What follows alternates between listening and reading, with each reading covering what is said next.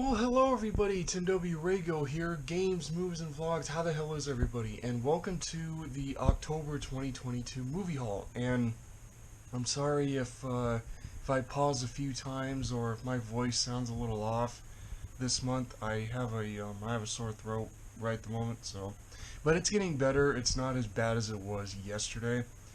So yeah. So if you hold on a sec. So if I pause, I already fucking said that. Okay, well, let's see all the movies I got here. I managed to save up a lot of money sorry, I almost belched. I managed to save up a lot of money this time, so, yeah, let's, get on with the movie haul, shall we?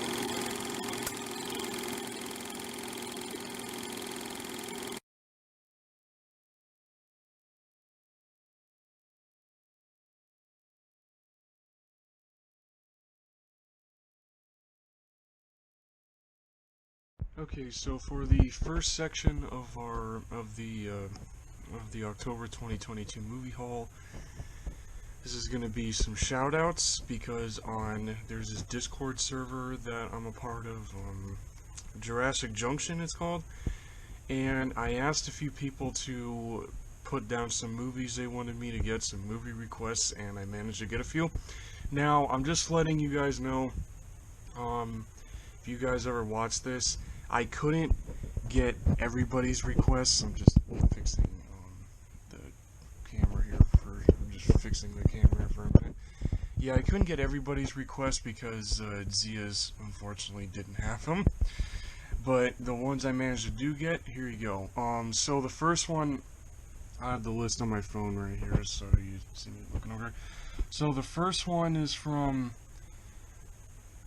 Dyrofs, if I'm saying that right. We have Minions Rise of Gru, and this is this is the highest priced movie I bought. Like, seriously, you probably noticed that a lot of the movies I get are like $20 and below that, but the fact that this movie's still new but hey, I managed to get it, dude, so there you go. And when I first heard of, like, the Minions, I always... It's like, I've seen the first two Despicable Me movies, and it's crazy that the Minions ended up becoming the fan favorite. So, when I first I've never seen the first two Minions. I haven't seen any of the Minions movies, actually. But I thought the first two Minions movies were spin-offs of Despicable Me after the third movie. I didn't think they were prequels to the first Despicable Me movie, so when I saw the trailer for this in theaters when I was seeing, I want to say when I saw Jurassic World Dominion, I believe, I can't remember, or it was Morbius. I think it was Morbius, actually. So I saw the trailer for this, and I'm like, oh my god, they're prequel movies? So I didn't expect that, to be perfectly honest with you, and it's crazy seeing Gru. Well, nah, he's a kid in this movie, so yeah. So like I said, never seen any of these movies, so Dyrofs, thank you for that recommendation. I'm pretty sure it's funny. I mean, it's an animated movie. Since when is an animated movie not funny? Okay, you know what, I say that, and then there's probably like 5 of them that are not, so that was stupid to say that, sorry. Alright, so the next one is actually from, Electric Boogaloo. I'm not kidding. I'm not kidding about that username, by the way. He originally wanted me to get Terminator 2 Judgment Day, but I told him that I had all the first 5 Terminator movies already. So I technically am taking this one as a request because it's a Terminator movie. Terminator Dark Fate.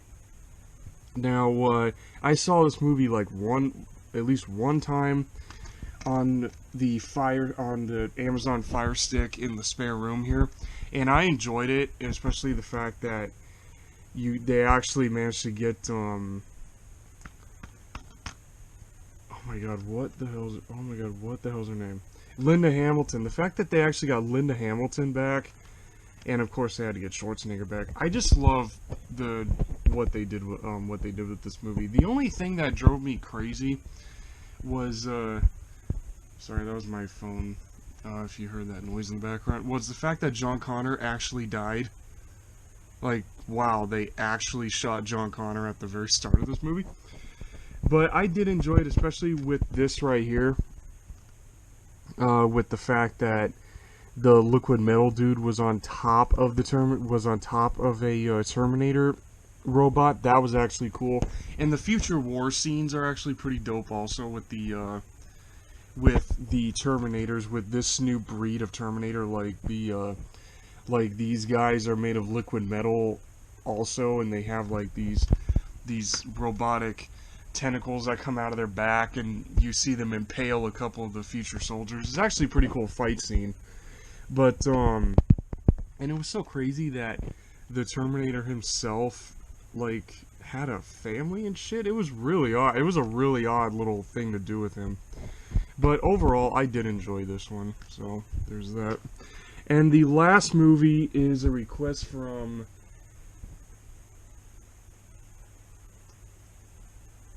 again, Electric Boogaloo. So you have this movie, Suspiria. Now, because the fact that it's October and Halloween, I figured, you know what, I may as well get something. I may as well get one horror movie, at least one. And Suspiria, I've never seen this. I've never even heard of this movie, but I've heard of the director of this movie, Dario Argento, from Brandon's Cult Movie Reviews, because he reviewed a couple of Argento's movies. And the newest movie that he did, like in 2013, I believe, he did a version of Dracula that looked more like an asylum film, to be honest. But back in the 70s and 80s, the horror movies he did were apparently some of the good shit. And I don't know if Brandon's Cult Movie Reviews ever did. I don't know if Brandon Tenold ever did Suspiria. I'll have to check his channel. But when I first saw the name, I'm like, holy shit, I've heard of this dude.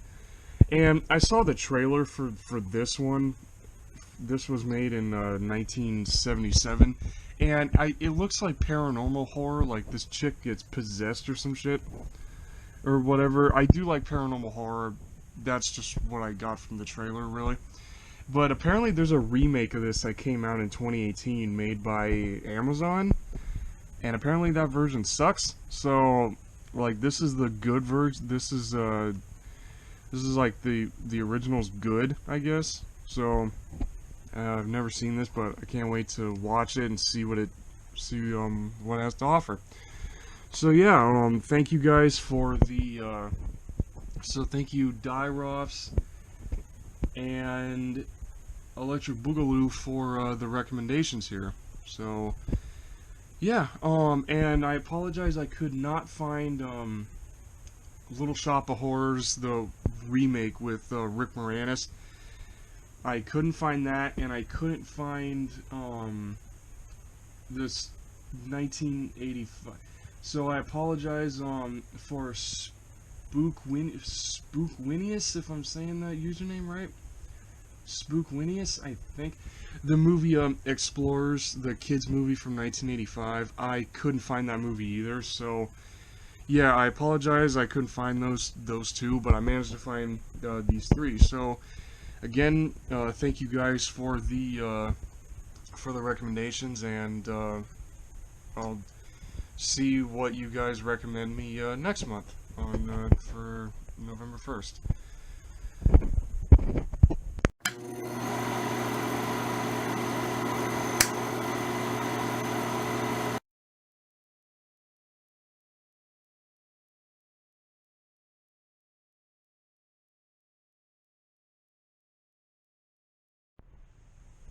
Okay, so for the next section of the October 2022 movie haul, we have The Asylum. Of course, you all know I'm a huge Asylum fan.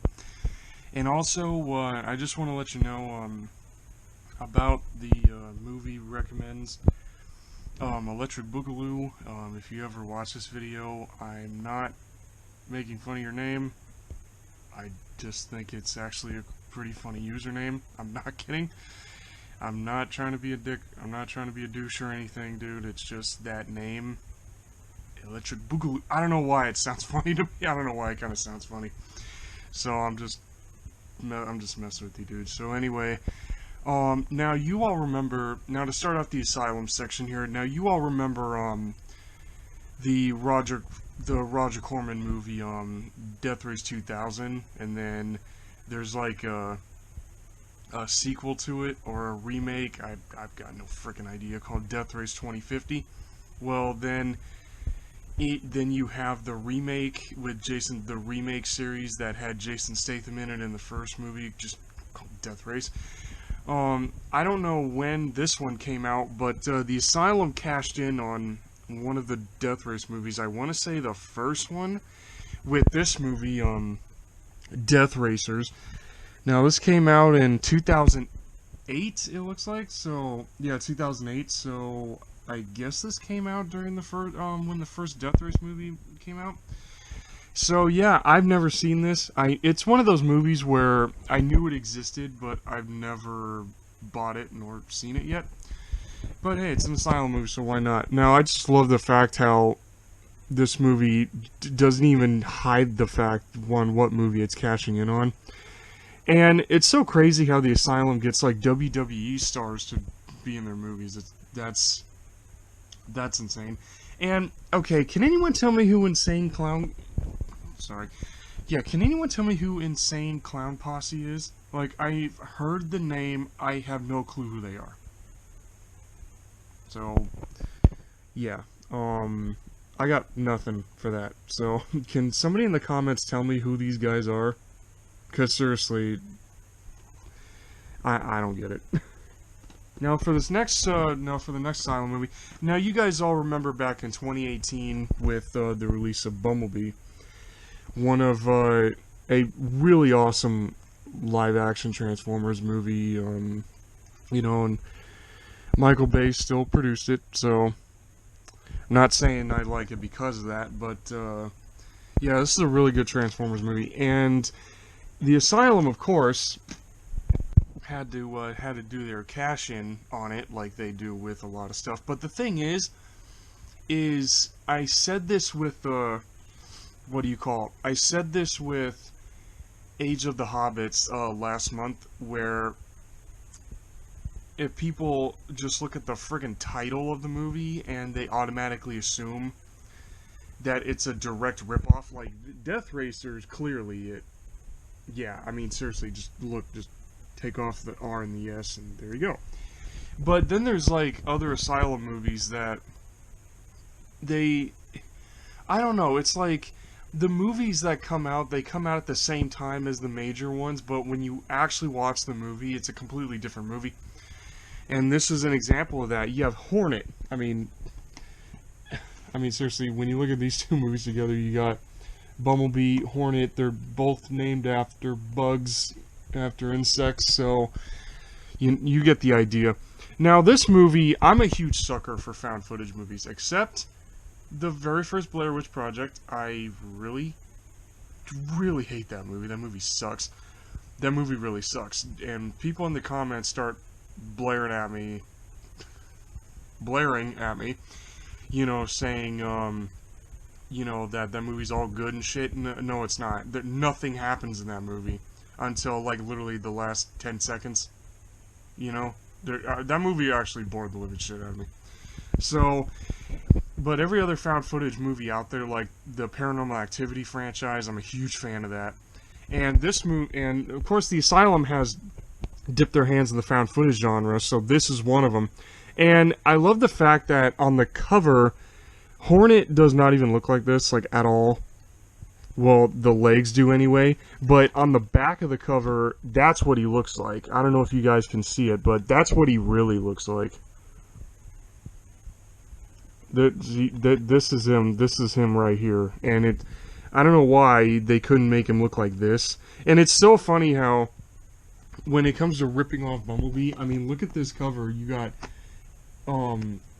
weapon on the arm, weapon on the arm, you know, and there's the lance sword there. I just so can't believe the cover really wanted to cash in on Bumblebee here. But then when you actually watch the movie, okay, Transformers meets Cloverfield, yeah, there's no real, like, transforming in this movie.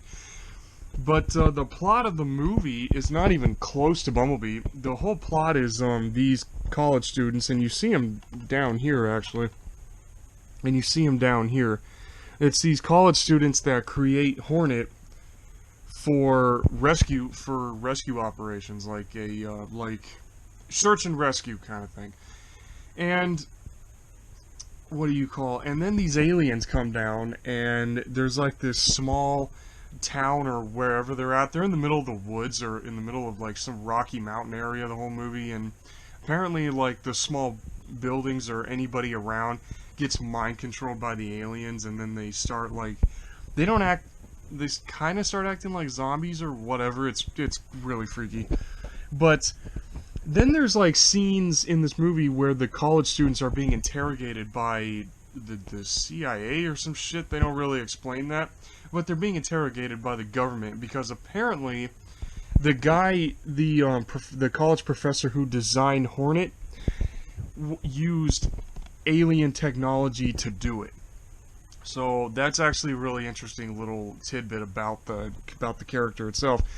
And the thing with Hornet is that the scenes with him in it, they have a lot of, I mean, it's a found footage movie, so of course 90% of this movie is told from the point of view of somebody's camera.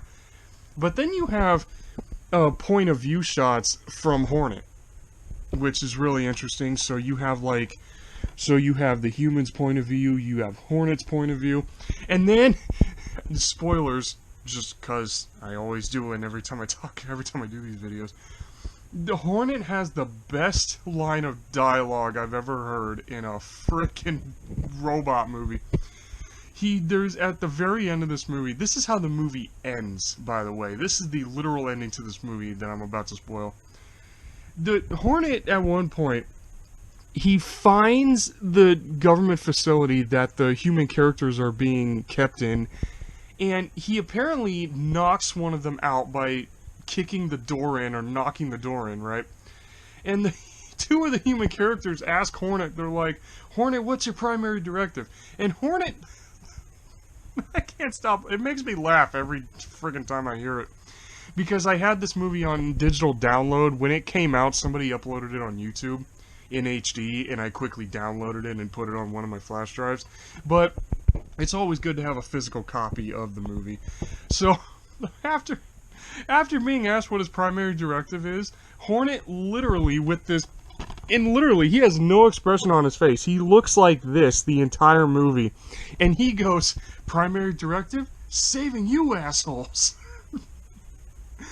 It makes me laugh every time I saw that part. And sometimes, and it's actually one of those scenes where if you're feeling like absolute shit one day, and you happen to have this, you can literally just find that scene on YouTube and just listen to that line of dialogue and just get a good laugh out of it. But overall, this is actually a pretty fun, it's actually a pretty fun movie. The CGI in this movie, it's actually hit or miss. I don't know if anyone's noticed when it comes to the Asylum's movies, ever since 2010 to nowadays, their CG has actually improved a little bit. And I've probably said that in a couple of these videos, but it's so crazy seeing that their CGI has actually improved. Yes, it's still obvious because it's an Asylum movie. Their CGI is pretty, you know, it's low budget. What do you expect? But they've actually improved. Which I really do enjoy, but it's just so crazy seeing when you see like both of these movies together. I would love to see like Hornet get in a fight with Bumblebee. Like, I'm pretty sure Bumblebee would rip his ass up, but still.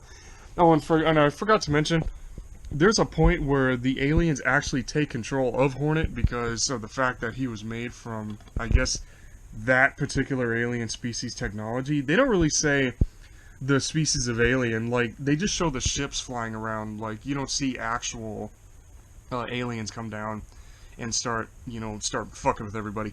They just show the ships fucking with everybody. So that's about it. And yeah, they. I don't know why. I would just love. But when he goes apeshit, when the aliens actually control him and he goes apeshit, it actually is a little creepy. You just see this expressionless face running around chasing the characters, and then at one point, they manage to get control of him back. And they don't really explain what happens to the alien ships or whatever. It's the thing about found footage movies is that they leave a lot of mystery in them, because of the fact that it's told from the point of view of somebody's handheld. So I love that this kind of genre adds mystery to everything. And what's so funny, look at this again, look at the ships over here. The alien ships don't even look like that. Like, the back of the cover is actually what the movie is, and then the front of the cover is just a dope ass cover for you to get, you know. I just love how this movie, it's so funny how this movie does this. But overall, it's actually not that bad of an Asylum movie, and I'm just going to end this Asylum section with it. I would end it with showing the cover of this, but I don't have any of the Death Race movies. I don't have neither of the two Roger Corman Death Race movies, nor any of the 4 new ones. So any of the 4 remake series, I don't have none of that. So yeah.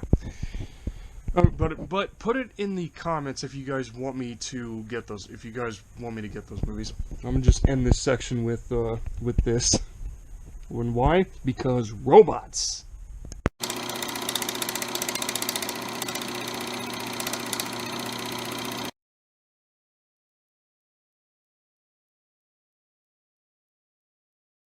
Okay, so for the next section we have, of course, superheroes. You all know me, I always go for superhero movies, and the first one we have is the next movie in the new 52 DC animated movies. You got Teen Titans: The Judas Contract. Never seen it at all, but what I do find interesting is the fact that Terra and Deathstroke, excuse me, almost belched, Terra and Deathstroke are in this movie. Now, I remember them from the Teen Titans TV series, the only good one, the animated series that Cartoon Network had, which is the only good way to watch Teen Titans ever. So it's so crazy that the new 52 movies have this character and Deathstroke. And the thing is, when it comes to Deathstroke, I didn't know he was in the show. I always knew him as Slade. But then in college, like 4 years ago, I found out he was Deathstroke. That was kind of freaky. But apparently, and then after playing Injustice, with the first Injustice, apparently that's Deathstroke's actual name is Slade. So I did not know that at all. So it's really cool to see the inclusion of 2 characters from the show in here. So yeah, can't wait to see this. And also, when it comes to Teen Titans, my favorite is my boy Beast Boy. I mean, seriously, it's a guy who can turn into animals. How can you not pick Beast Boy as your favorite guy? I mean, seriously. And it just so sucks that of all the DC movies, it so sucks that Beast Boy does not have a movie. Like, yeah, you have the Doom Patrol show, but, you know, I just hope that, you know, that Beast Boy gets a movie at some point. And then the next one is the next movie in the MCU, Captain America Civil War. Now, I have not seen this in a while, so I don't really have that many memories of it. Well, of the movie itself, other than a little part of the plot where the Winter Soldier killed Tony Stark's parents back in the day, and the really epic shot where you see Iron Man fighting Winter Soldier and Captain America at once. And I'll always remember the merch and the campaign, the advertising for this movie, where it was like Team Cap or Team Iron Man. And now you have like Team Kong, Team Godzilla. I don't know why, I always love it in movies. Doesn't matter if it's a creature movie or a superhero movie. I always love like team character versus team character. I always love movies that do that, and it was just so crazy how I don't know. It's just I'll always remember just Team Cap and Team Iron Man for this friggin' movie. But like I said, I don't have too many memories of it other than the 2 bits I mentioned. So yeah, I'm sorry this segment's short, but you know.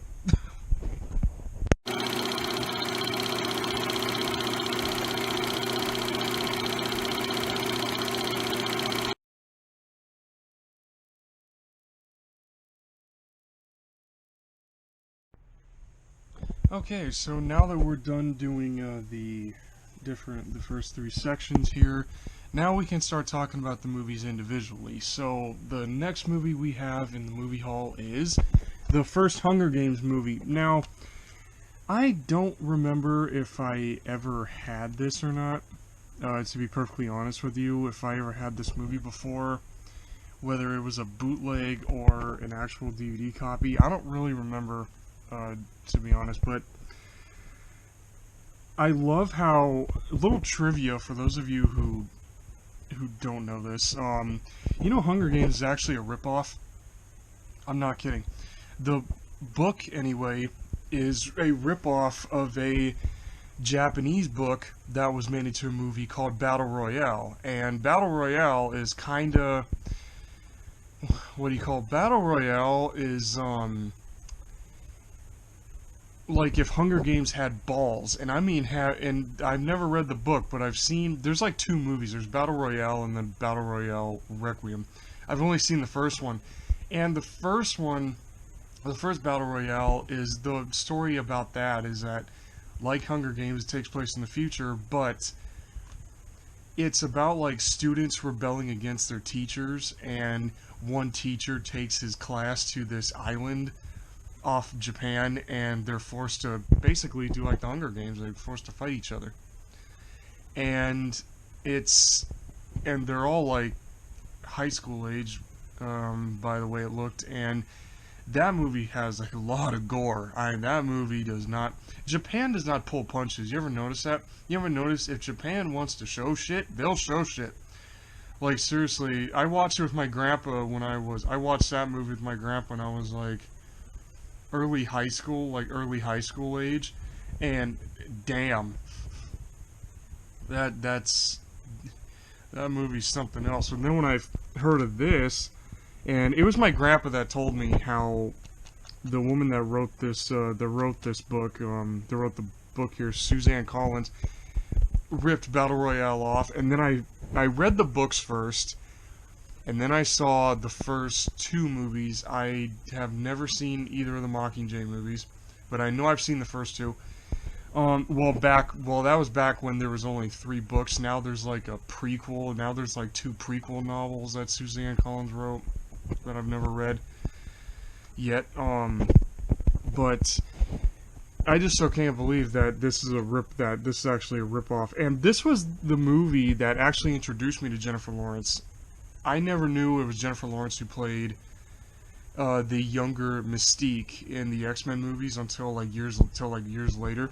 But I did enjoy this movie for what it is, and it's the movie that introduced me to Woody Harrelson. You can see him right here. This movie introduced me to Jennifer Lawrence and Woody Harrelson here, and it's for a movie that is based around like teenagers. The story is dark. I mean, you have an entire nation, rebelling against the ruling authority. So to make sure that doesn't happen, each district sends one teenage boy, one teenage girl to basically kill each other. I'm sorry, but that is fucked up on so many levels. That is a fucked up story when you really think about it. It's just so fucked up. It's a really fucked up story, and I've said that like one too many times already. I apologize. But seriously, the movie's good. This one is good as it is. The movies get better as the series goes. I mean, I am kind of hoping, I may not have read the two newest books yet, but I do hope that they make movies off them. They just don't mess it up. You know, like, they made movies off of Hunger Games and then Catching Fire and Mockingjay. Why don't they do it off the last two, just to complete it, you know what I mean? So, I did enjoy this. Whoever has not watched this definitely needs to see it. I would recommend watching Battle Royale, though, because there's a lot of Japanese movies that are actually really good, and I'm not just talking about kaiju movies either. But for this, I would recommend getting it, and giving it a watch. I honestly don't have really too many fond memories of this movie, with certain scenes. Well, actually, no, I do have one memory of it. There's like one scene where you clearly see a dude's neck get snapped. Like, there's one point where people start forming teams and shit, and one dude starts questioning this older guy. Like, one boy starts questioning this older dude, about something, and then the guy literally just snaps his neck, like, right there on the spot. And that image of that is forever burned into my head ever since I saw this movie, and, you know, I don't know, it's like a mix of sci-fi and thriller, I guess, if you really want to call it that. But yeah, it's a good movie, and I love the metal logo. I love seeing it on the book, and seeing it brought to life was badass. So yeah, I've said it a few times already. Definitely, I would definitely recommend watching it.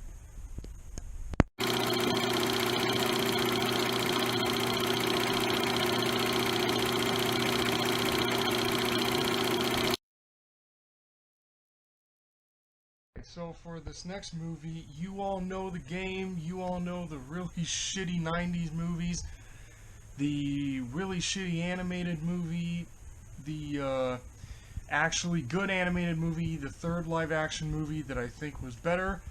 You all know this. Mortal frickin' Kombat. Like, seriously, this has got to be one of the best video game movie adaptations I've seen. And I remember watching the original Mortal Kombat from the 90s, and yeah, that the original two. I know the second movie, Annihilation. I know that one sucks ass. That one sucks. And then you have the first movie, which it's a 90s movie, so you know it tries, but. And then there's like a third live action movie that I've never really looked into that much, and then yeah, I already mentioned all that shit. I remember I didn't see this in theaters, but I saw it when it was on the Fire Stick. And the coolest thing about the Amazon Fire Stick, for those of you who don't have it, I would recommend getting one, because movies that are in theaters, they show up on the Fire Stick, and basically you're watching them for free. So me and my boy KMD St. Allen watched this, and he played the games a lot more than I did, and this movie apparently is very faithful to the games. There's a lot of, I may not have played it as much as he has, but when it comes to some of the references this movie makes and the gore, God, there's a lot of gore. I understood it really, but this is such a fun movie to watch. I mean, where else can you see like all the different characters come together, just getting these really awesome fight scenes and win fights and shit, you know what I mean? And I love the fact that one of the characters, and KMD St. Allen always hated it when I chose his character, and I want to say it was Mortal Kombat, it was MK11, I think it was. Everyone knows the character of Cobalt, the dude with the two, like, hooks that he uses as weapons, or whatever those things are. It sucks he's not on the cover. But, he used to hate it when I would choose that character, because when it comes to fighting games, I like characters that use weapons. So, and that would annoy the living shit out of him. So, the fact that Cobalt was in this movie was freaking dope, but he dies. And look at that. The cover even has the video game reference. That Scorpion's most iconic line ever. And this movie's just flat out great. It's so crazy that that Shao Kahn wasn't in it. Shao Kahn wasn't in it, and Johnny Cage wasn't in the movie either. I guess this movie is gonna be getting a sequel because they kind of teased Johnny Cage at the end of the movie, and they better do, if they're gonna do a sequel, which I think they are. It's not really. I don't know if it's known. Please tell me in the comments down there if it's known that this is getting a sequel. If I just want them to actually put Shao Kahn in a movie, a better Shao Kahn, because the the original one, yeah, no. But this is a really fun movie. This is one of those movies where, you know, if you know the games, then you can just shut your brain off for, how long is this? Like an hour and, for an hour and 40 minutes, you can just shut your brain off and just enjoy the living shit out of it. It's a great movie. I mean, yes, well, really, I haven't seen anything wrong with it, other than the invention of the new character, Cole Young here, which is really odd. But it's I don't know, that part, the main protagonist of the movie, I find it very odd. Like, they couldn't choose one of the game characters to be the main protagonist in the movie. But it's so weird. One of the fondest memories that I even have of watching this movie, since it's recent as shit, since it's like hella recent, is the fight with Reptile. And I love how Reptile, they don't even give a reason why he's even in the movie. I guess it's, you know, for gamers. But I love Reptile in this movie. The fact that he's an actual, like, predatory, carnivorous animal kind of character. And he does look like a smaller, like a little mini Godzilla, which is pretty dope. And then Kano frickin' just shoves his hand through him and gives an origin to why he has a robot arm, and he goes, Kano wins. You know, I don't know, just the amount of video game references in this movie is, you know, it's Mortal frickin' Kombat. Why wouldn't you reference the game up the ass? So, I know I've said it a bunch of times, and I praise the everlasting shit out of this movie, but definitely buy this. If any of you guys have a chance, either watch it on any streaming service or buy it. It is so well worth it. Like, get it, like, completely ignore the fact this isn't a sequel, this is like a straight up remake, but don't get the original two movies. They're so 90s, they're bad. I mean, there's a lot of 90s movies that are, like, apparently so bad they're good, but the original two Mortal Kombat movies, no. Just ignore that shit. But definitely get this one. Like, and to end that off, I'm not saying, like, I'm not saying, what do you call? No, I don't want to get blasted in the comments saying, oh, you just don't like it because of the fact that the effects weren't that good in the 90s. Okay, look. In the 90s, we had Jurassic Park 1 and 2 and Dragonheart, okay? You know, when you have movies like that, yeah, the original two Mortal Kombat movies actually could have been good. So, yeah. So don't go blasting me there in the comments and saying, "Oh yeah, you just don't like those two because the effects weren't that good." Bullshit. Okay. Just end it on a shot of the really dope ass cover here.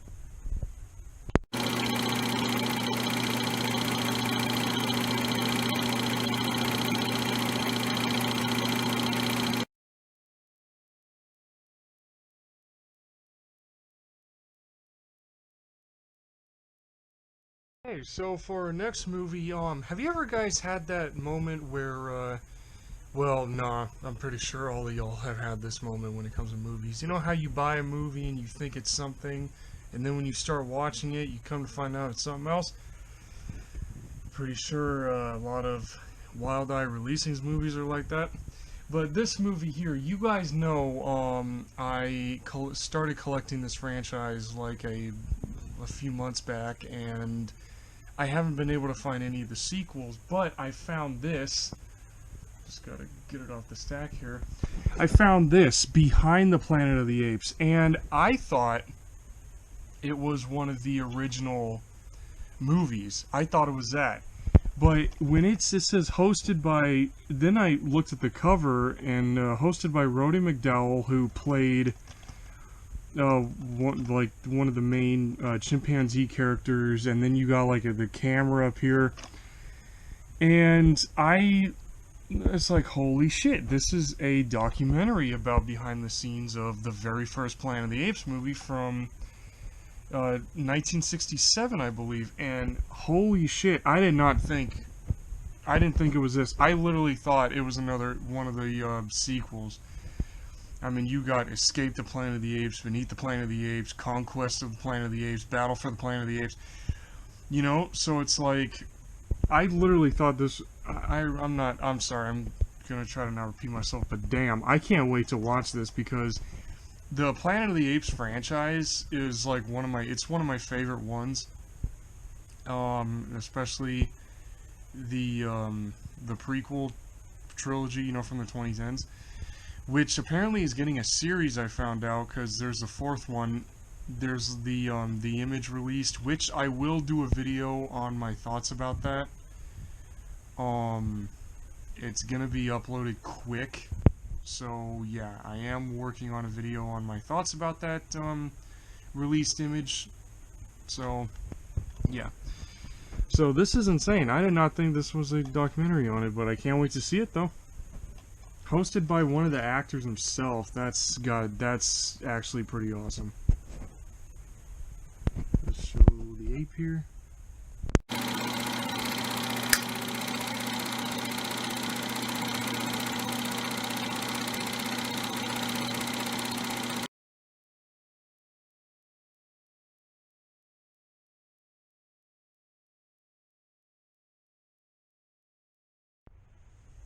Okay, so this next movie, you guys all know this movie. It's a true animated classic in every sense of the word. 1999's The Iron Frickin' Giant. Now, this movie apparently is based on a novel or based on a book or some shit like that. And this is the movie that introduced me to Vin Diesel, actually, before I watched Riddick and F&F. And just for future reference, when I say F&F when I'm talking about movies, Fast and Furious, get it? So yeah, for the longest time I didn't know that was Vin Diesel's voice until I watched one of the Riddick movies, and then I recognized the voice. This movie is damn good. I mean, it pays a lot of tribute to monster movies of the 1950s. Hell, this movie takes place in the 1950s, actually.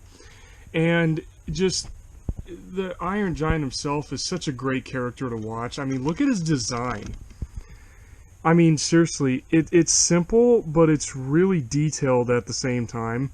I love the amount of detail, and the animation on him is just just fucking good. And on top of that, when it comes to the voices, you got Jennifer Aniston, Harry Connick Jr., of course, Vin Diesel, John Mahoney. The only ones I really know is Vin Diesel and Jennifer Aniston. But anybody who has not watched this movie for some reason in the year 2022, if you have not seen this movie, do yourself a damn good favor and get this. I kid you not, it is so well worth it. And on top of this, I love how there's, I don't know if this if this special edition has it or not, but they would, and yes, spoilers, I always do, so shut up. Anyways, the whole thing about the Iron Giant in this movie is that they explain, without directly saying it, that this thing is, that he's created as a literal war machine. Especially for those of you who have seen it, the whole shitload of y'all who've seen it, like myself. Especially the ending scene where the Iron Giant takes on the military, and you see all these laser guns and these missile launchers pop out of his body and shit. Well, for those of you who don't know, there's actually a deleted scene that was supposed to take place after the credits of this, and it's actually available to watch on YouTube, and was apparently put back into a version of this movie, I guess for like the Blu-ray release, I think it was. where they show some random alien planet just get blasted to hell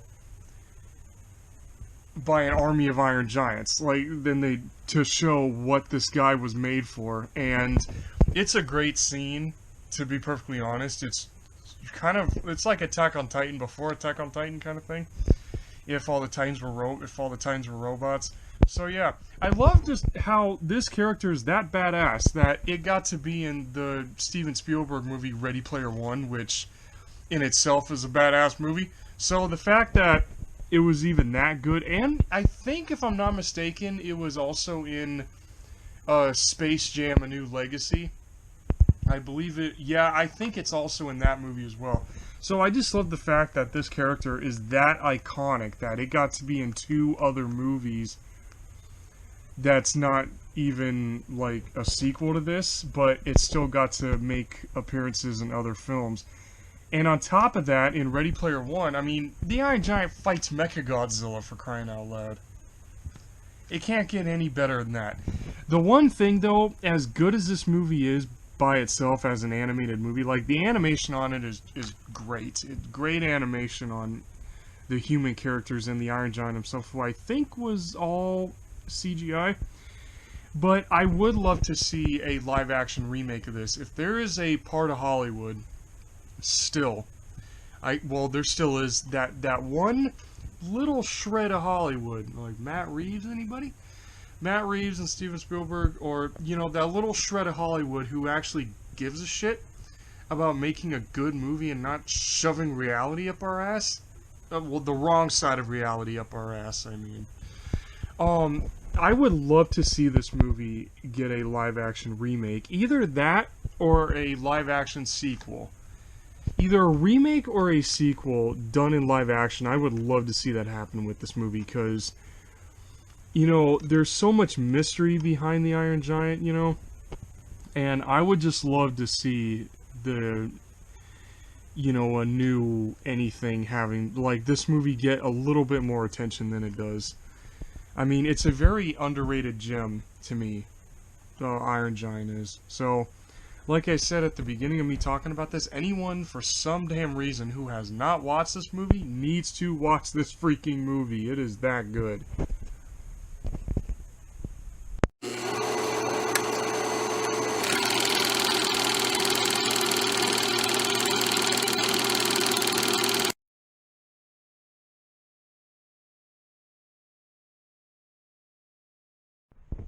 Okay, so for the next movie here in this month's movie haul, now remember back in the 2010s when Disney started popping out live-action remakes of all of their classic animated movies, and also remember the time Disney actually used to give a fuck, you know? Remember they used to actually give a flying fuck about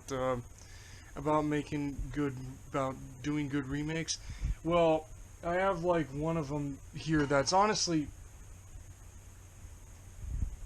What was this? Well, I have the best remake that Disney ever did, and it's Jungle Book. Now, the movie, the original from 1967, I used to have on VHS when I was a kid, and I watched the living shit out of that VHS tape.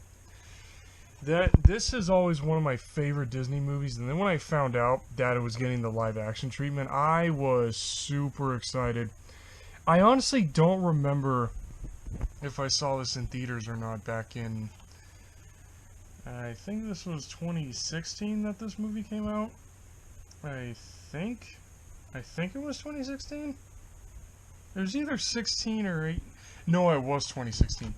Yeah, I don't remember if I saw this in theaters or not, but I remember renting this from the library up the street from the house, and I had it for a week, and I watched it like all 7 days, man. This movie is just...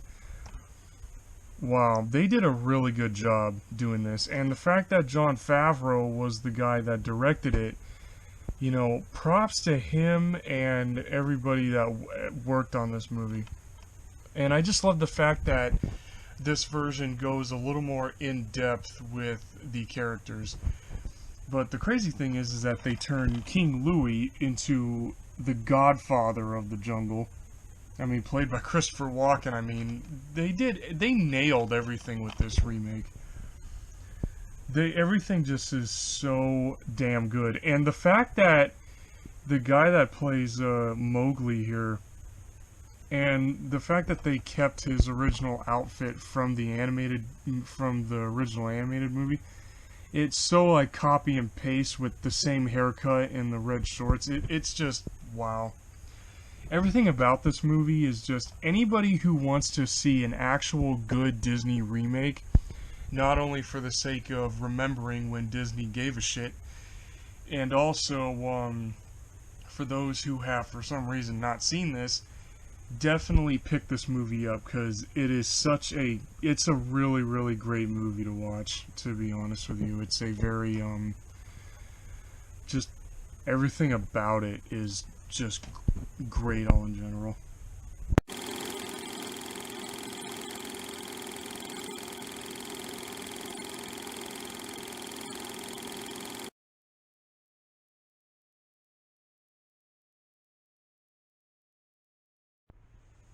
Alright, so this next movie, you all should know this. It's one of the best movie trilogies ever made, animated movie trilogies ever made.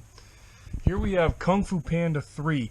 Now, I can't believe I haven't bought this until now. Like, I've had 1 and 2 for months, and I can't believe I'm just now buying 3 here. Now, the movie franchise, when it comes to Kung Fu Panda, the movies and the in-between animated shorts that go, that are tie-ins with the movie, and then also you have Kung Fu Panda Holiday. Like, those are great.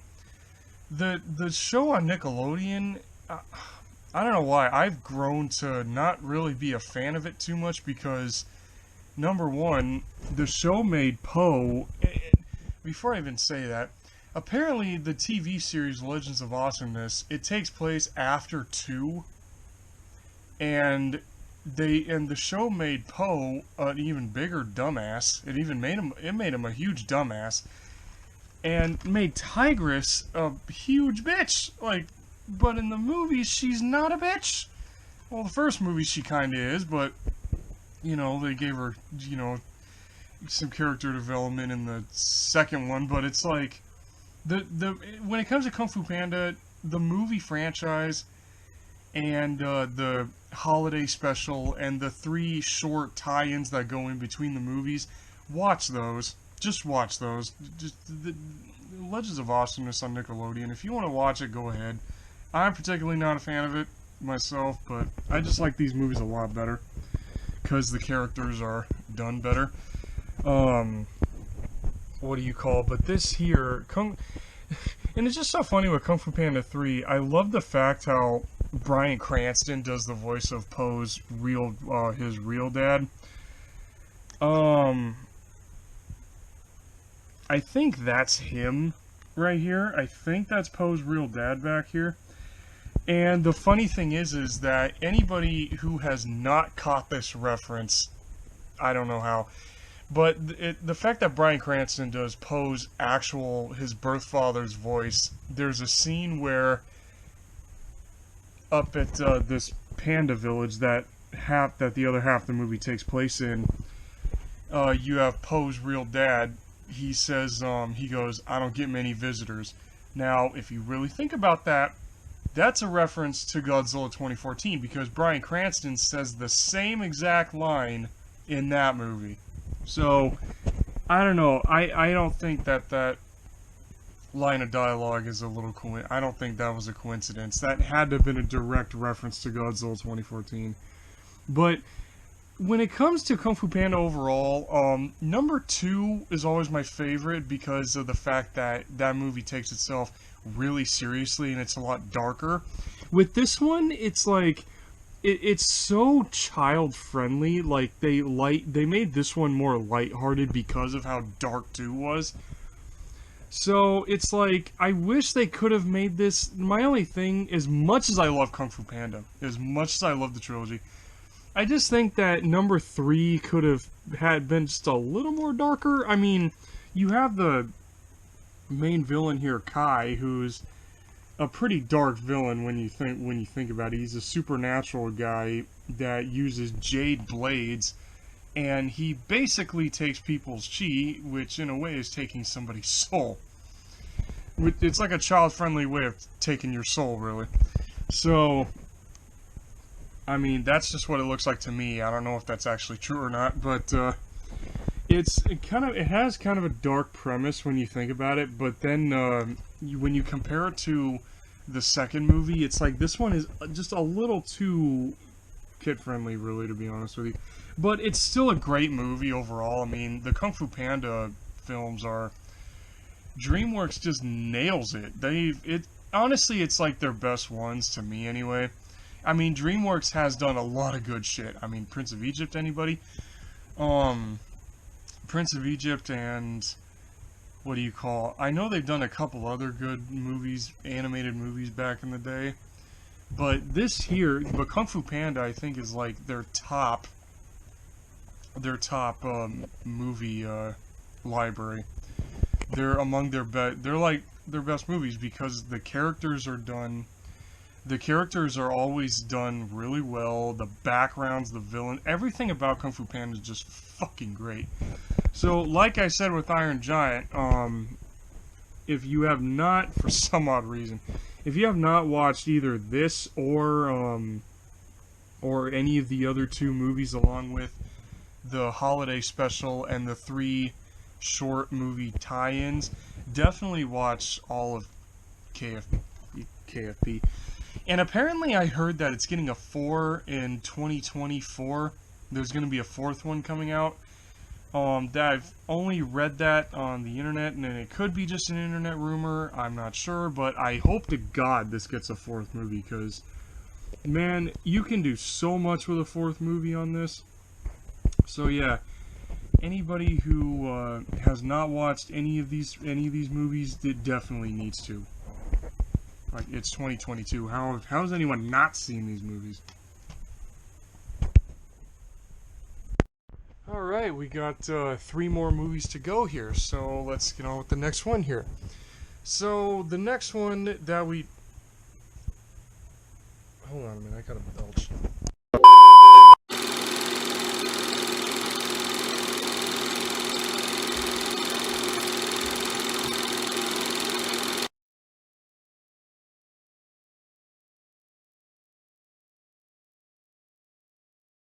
Okay, sorry about that. I had to belch. Didn't want to do it in front of the camera again. Okay, so remember when I was talking about Jungle Book, how Disney actually used to give a shit about making a solid movie? Well, the next movie we have is Raya and the Last Dragon. Now, I told myself that I was gonna get this movie for this month's movie haul because I honestly love this movie, especially the character of, especially the dragon character, Sisu. I always love movie dragons. I always love talking dragons in movies. Like the dragons from the Dragonheart franchise, Smaug from the Middle-earth universe, and then you have Sisu. And there's this scene that I watched on YouTube 2 days prior to me buying this, to me doing the movie haul thing, where there's like, you could see it in her hand. For those of you who have seen it, you'll know what part I'm talking about. For those of you who have not seen this movie but really should, see this thing and the character, who's the girl whose face is covered up by the price tag, Raya. There's like this, I haven't seen this movie in a long time, but this gem that was actually made by Sisu here is important to the plot. I can't remember why. But, Raya accidentally breaks it and summons this demon that starts fucking shit up, and, so she summons Sisu to help stop it, and Sisu gets, like... And the funny thing is, when it comes to Disney characters, when some character is really pissed, they usually, they really linger on a character being really pissed off. But this movie is this movie stands out because they don't do that. And Sisu only, she's upset with Rhea, but she's not pissed. I don't know. It just like they don't linger on Sisu being pissed off for one character's mistake here. So with the scene I'm talking about is there's this gem. The sorry. So there's one point where Rhea tells Sisu that, like, well, I still have a chunk of the gem, and Sisu looks at her and goes, "Oh, is that supposed to make me feel better?" I was like, "Is that supposed to make me feel better?" She's like, "Well, say if you lost a puppy, and I told you, oh, we still have a chunk of it, will that make you feel better?" I'm sorry, but that's a dark-ass clapback for a Disney movie. I mean, I know Disney is known to have balls. I mean, Jungle Book, by any chance. I mean, a freaking wolf character, like, what do you call, Shere Khan, literally yeets a wolf off the freaking cliff. It's this scene right here where Shere Khan literally yeets this wolf off the damn cliff here. So, I do like the fact that, like, Disney, with this movie, actually had balls to throw in a little bit of dark humor in there. But overall, this is a really, really fun... It's a really fun Disney movie. Like I said, I haven't seen it in a while, so I can't really give like too many standout points, except that puppy clapback scene. That whole thing is I don't know, that's like the one scene that I remember the most, and also because of the fact that I did see it on YouTube recently. So I don't know. I just remember this being a solid Disney movie. And see, back then, Disney gave a fuck. Well, anyways, anybody who's not seen this, definitely go and check this out. And you know what I say? I've been saying this a lot about all the movies I get. To definitely go. Well, this time I have, really. But still, it's all movies I'm into, and I hope you guys are too. And we got 2 more movies to go here, so yeah.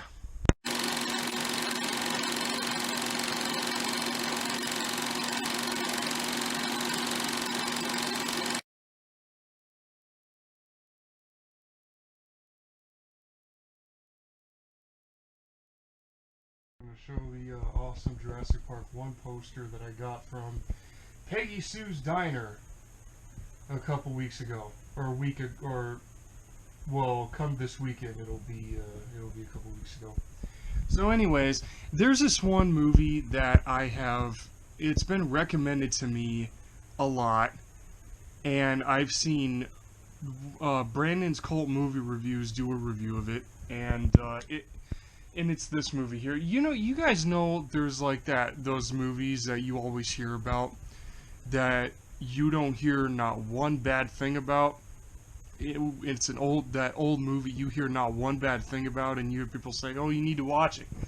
Well, here it is, Dog Soldiers. I finally got it, and I have never seen this movie at all. I've never watched this, but it's, what do you call it? From Brandon's Cult Movie Reviews, the werewolf effects in this movie are actually damn good for... Wow, 2002 this came out? Holy shit, I thought this came out in like the 90s or some shit. I didn't think it was a early 2000s movie.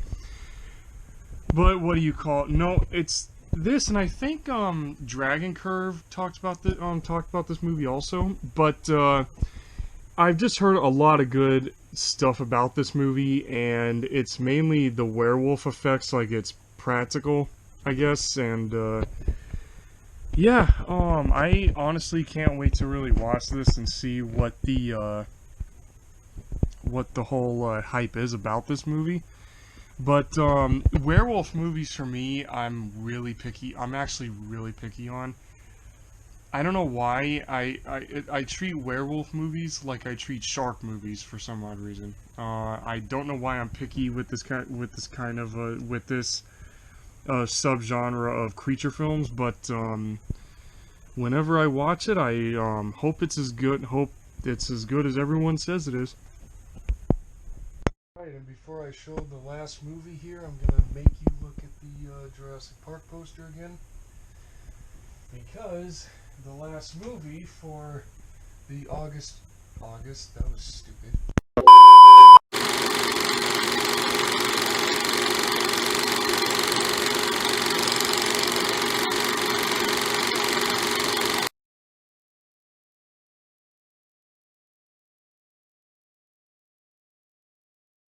Alright, the last movie for the October 2022 movie haul is Jurassic Galaxy. Now, this movie I've only seen like one time, and it's crazy they had to call it that because it's like the, what is it? It's like this thing says Planet of the Apes meets Jurassic World. Now, I love how this thing, how the person that says that, you know, it says Geek Legion of Doom, and that's a YouTuber I found that I've watched a couple of times. I don't know. Oh, that it's got to be him because why wouldn't they have that? You know what I mean? And Geek Legion of Doom is a there's this YouTuber that's literally his channel name, and he reviews a lot of B movies like this, and he does a lot of Asylum films and Sci-Fi Channel movies as well. So I've seen a lot of B movies recently that have his quotes or whatever on the covers, which I find really interesting.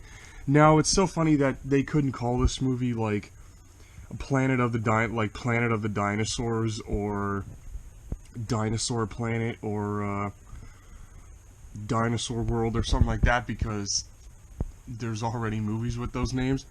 And also Planet Dinosaur, there's the 1970, I want to say 1977. If I'm wrong about that, put that in the comments below. I know that old movie came out in the 70s. And then there's Planet Dinosaur, that documentary that's narrated by John Hurt. And for those of you who don't know who John Hurt is, he's the guy in Alien who got chest busted. He was the first ever chest buster victim in cinema history with aliens, and he played Hellboy's father in the 2004 Hellboy movie. So yeah, but I do like the title Jurassic Galaxy because it kind of makes it more science fiction-y. But like I said a bit ago, I only watched this movie like one time, and it was with my grandpa, which was really interesting because my grandpa usually would never watch something like this, and he recorded it and watched it with me. And it's a really short movie. It's only like an hour and like hour and 17 minutes long. It's really not long, but it's a really interesting little movie. It's like it says, you know, you could tell they crash land on a planet and there's dinosaurs on it. And I'm telling you right now, the only dinosaurs in this movie is the raptors and the T-Rex. Like, that's it. And then you have this character right here, where my thumb is, this dude with the beard. The movie ends up mainly focusing on him a bunch, which is kind of weird, because they do the one of the biggest cliches of a character that's been stuck at that location for like God knows how long, and he's, you know, off his rocker. So the movie ends up doing a lot of focus on him and the lead actress, this woman here. So it does that, and then there's like this mountain with the Rex skull on it, which actually was really dope looking. But would I recommend this? I mean, it's a B movie. I mean, it's not an Asylum movie. This is not an Asylum film. I'm telling you that right now. See, look, you can even see it would have said it. Like, you can tell when an Asylum movie is an Asylum movie. I don't know. The Asylum has this thing where, with their movie covers, it's the type of font that they use for the titles, and just the way the cover looks. It's like you can tell it's an Asylum movie. But with this one, you can tell it's like it's you know, it's made by a different studio. But like I was saying, would I recommend this? I mean, sorry, I got sidetracked for a second. I apologize. But would I recommend this? Well, it's a B movie. I mean, I would only recommend this if you're into if you're dinosaur obsessed like I am, because that's mainly why I watched it, and that's why, I mean, I gotta watch it again, but what do you call, if you're into dinosaurs like me, then that's the only group I can recommend it to. I can't really recommend this movie to nobody else, to be perfectly honest with you. Alright, so I hope you enjoyed me talking about all this. Once again, I'm sorry if I repeated myself a couple of times. I really don't mean to do that, because none of this is scripted. It's all off the riff kind of thing when I do these movie hauls, so I'm sorry about that. And also, yeah, please be sure to like, share, consider subscribing, and the links to my Instagram and my DeviantArt are up on the bottom right corner of the banner here. My Instagram is LizardMan2021, and my DeviantArt is Dimetrosaur2022. I haven't posted there in a while, because I haven't done any art, I haven't done any art in a long time. So yeah, on my DeviantArt you will find some kaiju fan art and some primal fan art as well. There's like 2 things that I posted of Primal, and it's from way back in it's from the first season, so yeah. Please be sure to follow me on those 2 bits of social media, and this is Tim W. Rago, and I'm gonna say peace out, everybody, and I'll see you in whatever video I decide to upload, because there's this, and then I have like what do you call? I have like a few other videos planned here. I know I have at least 2. And then I have like another YouTube surprise here coming soon.